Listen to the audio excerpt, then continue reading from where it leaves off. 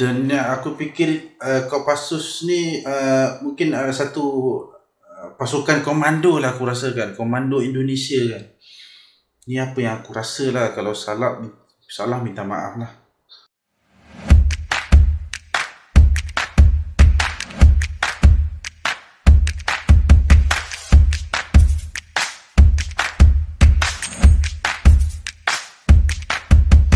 Assalamualaikum geng, welcome back to my channel. Selamat kembali lagi kalian ke channel aku, Eddie Zainuri TV. Dan untuk kalian yang sentiasa menonton video-video aku, mendukung aku akan mendoakan kalian semua dalam keadaan yang sihat, aman dan amin. Dan gak lupa juga geng, untuk kalian yang baru di YouTube ataupun baru di channel aku ni geng, tolong geng subscribe. Sebab apa? Subscribe itu gratis geng. Like, share video-video aku, dan yang paling penting geng, tekan tombol loncengnya untuk menonton video-video terbaru aku. Like, comment, and subscribe. Dan geng, seperti biasa, hari ni aku akan buat satu reaction video yang mana ada request daripada sahabat kita daripada Indonesia, nak aku react tentang militer asing kagum sampai bilang prajurit Indonesia siap di medan apapun. Ni berita terbaru daripada YouTube dunia militer geng. Jadi tentang apa yang militer asing kagum tentang prajurit Indonesia ni, tentang apa? Sepertinya aku ingin tahu dan juga kalian juga ingin tahu kan. Jadi untuk tahu lebih lanjut, yuk nonton aku react. Yuk geng.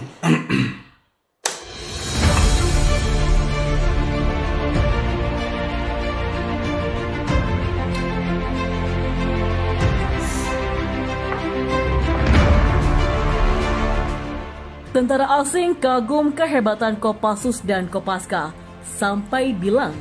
Okey, Kopassus ni aku ada dengar dari tu tapi aku enggak berapa ingat. Ko ni apa ya? Passus ni pasukan khusus. Ko ni, dan Kopaska ni pasukan apa ya? Tolong geng komen di bawah ni. Kopassus dan Kopaska ni. Yang aku tahu ni adalah pasukan dalam TNI ni, TNI. Yalah itu. Tolong komen, aku tahu. Enggak tahu. Prajurit Indonesia sakti. Oh, musiknya.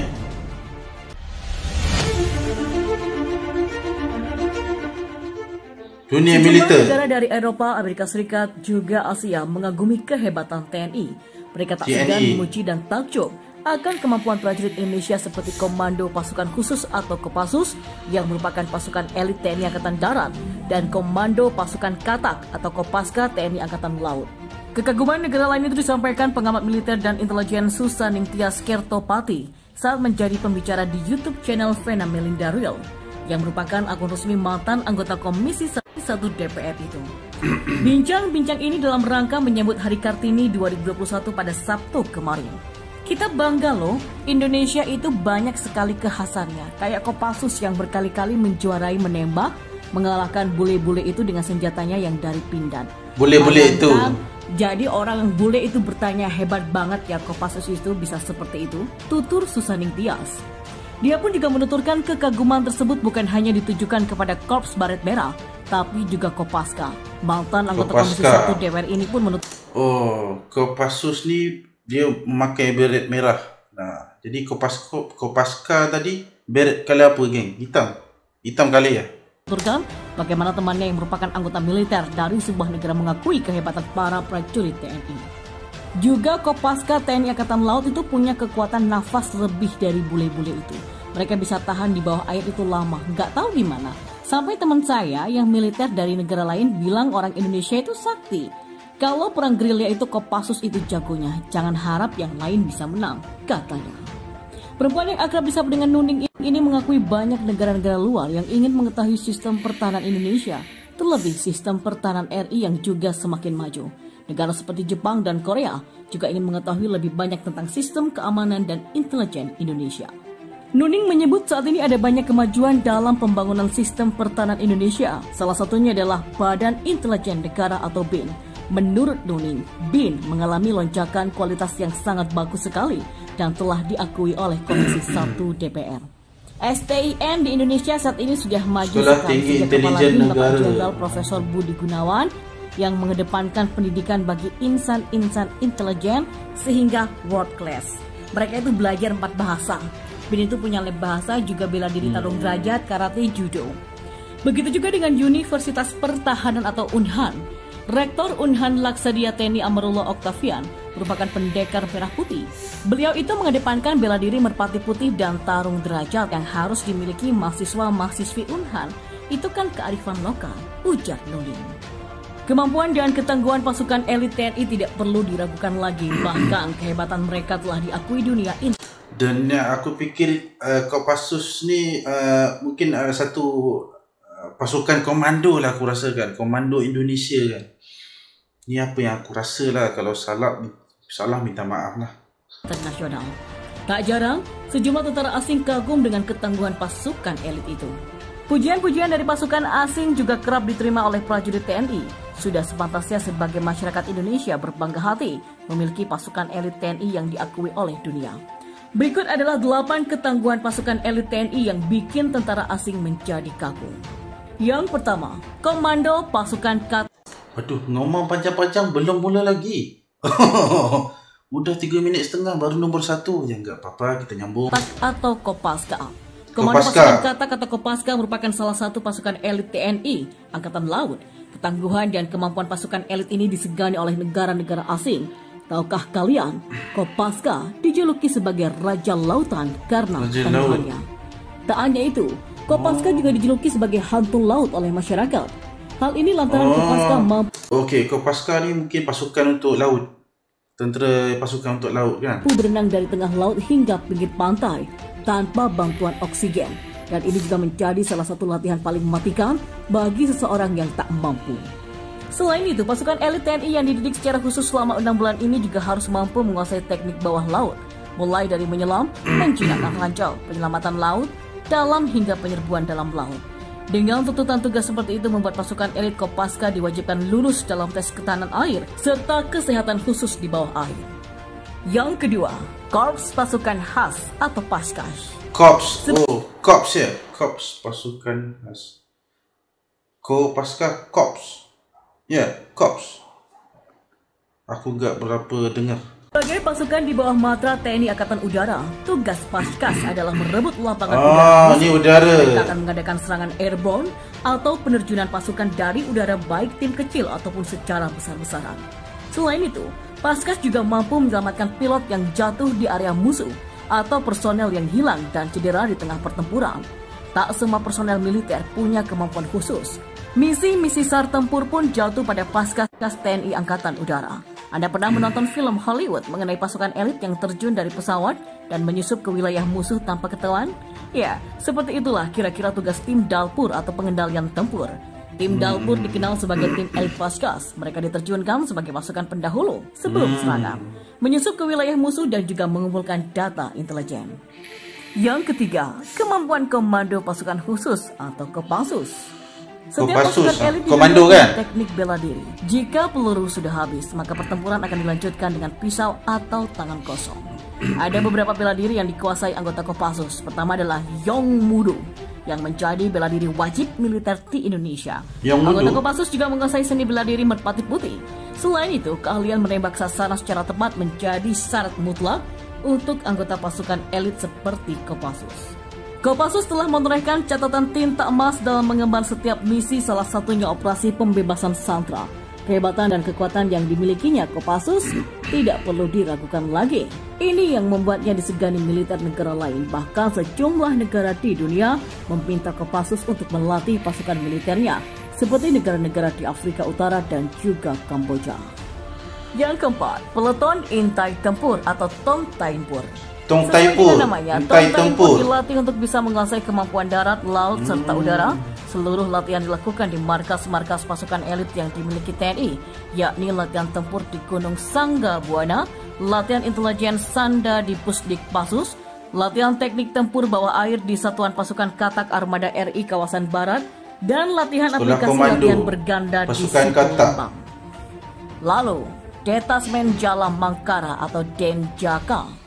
Sebagai calon prajurit Denjaka, setiap peserta tak cuma dituntut fisik yang prima, tetapi juga kecerdasan yang sangat tinggi. Syarat ini diberikan mengingat pasukan ini sering ditugaskan untuk melakukan penyusupan di daerah operasi secara individu maupun kelompok.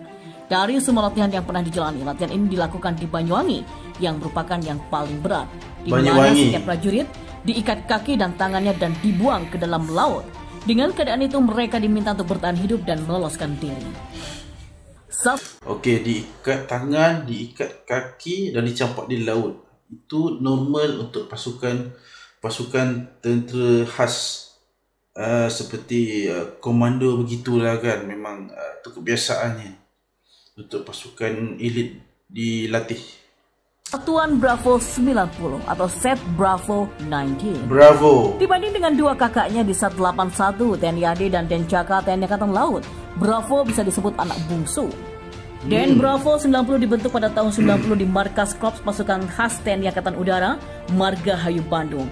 Karena lahir di tubuh TNI Angkatan Udara, maka pasukan ini punya spesialisasi anti-teror udara. Bravo 90 juga melengkapi personelnya dengan beragam kualifikasi khusus tempur lanjut, mulai dari combat freefall, scuba diving, pendaki serbu, teknik terjun halo atau high altitude low opening, atau HALO, high altitude high opening, para lanjut tempur, pertempuran jarak dekat ataupun anti teror. Dan perlu diketahui, pasukan Bravo diseleksi dari anggota Korps Pasukan Khas TNI Angkatan Udara yang telah menyelesaikan pendidikan terjun dan komando. Hanya mereka yang lulusan terbaik yang bisa bergabung. Ada juga Batalion Intai Amfibi atau Yontai VIP.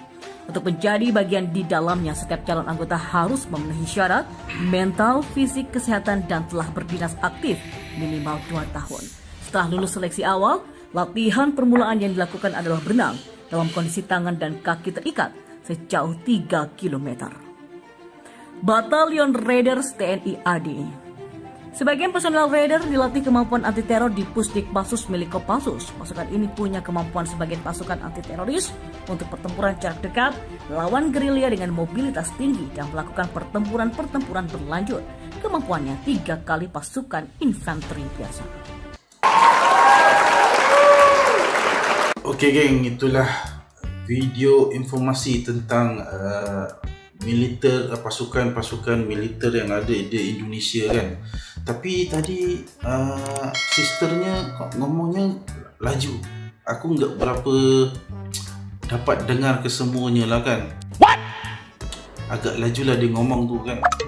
Jadi nggak berapa bisa menangkap apa yang dia ngomong kesemuanya lah. Tapi aku dapat melihat lah pasukan-pasukan khas yang ada di Indonesia, pasukan-pasukan militer elit yang ada di Indonesia ni, seperti tadi Kopassus, Kopaska, Bravo 90 berapa tadi, dan beberapa pasukan elit tadilah kan. Dan inilah pasukan-pasukan khas Indonesia, pasukan khas militer Indonesia yang membuat militer asing kagum dengan kebolehan yang ada pada pasukan-pasukan militer Indonesia ni.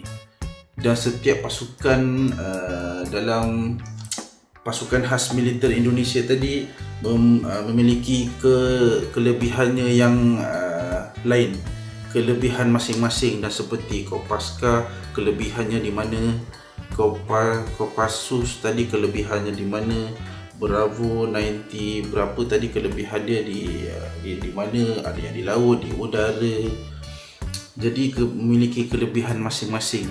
Tetapi semua kelebihan pasukan militer Indonesia ni dikagumi oleh militer asing. Okay. Dengan kebolehan dan kedaya upayaan yang mereka mampu lakukan tu kan. Jadi benda ni bukan kaleng-kaleng geng. Jancuk. Dia boleh dikatakan kebolehan yang tinggi dan mantap geng. Itu yang aku nampak daripada video ni. Yang penting geng, santuy. Okey geng, terima kasih sudah menonton video aku daripada awal hingga habis. Terima kasih banget. Yang belum subscribe geng, tolong subscribe. Sebab apa? Gratis saja geng. Kita jumpa aku dekat next video, okay? Assalamualaikum.